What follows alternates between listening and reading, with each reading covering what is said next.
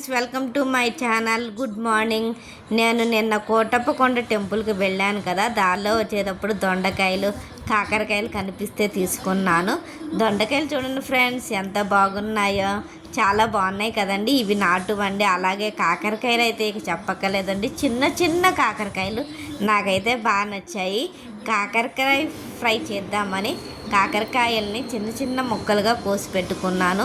ఈ ఫ్రై చేసేటప్పుడు ముందుగా ఒక గిన్నెలో కాకరకాయ ముక్కల్ని తీసుకొని కొంచెం పసుపు కొంచెం ఉప్పు వేసి బాగా కలిపి పిండి పక్కన పెట్టుకోవాలి. వేడి వేడి అన్నం రెడీ అయిపోయింది. ఇప్పుడు కాకరకాయ ఫ్రై చేస్తున్నాను చూడండి ఫ్రెండ్స్.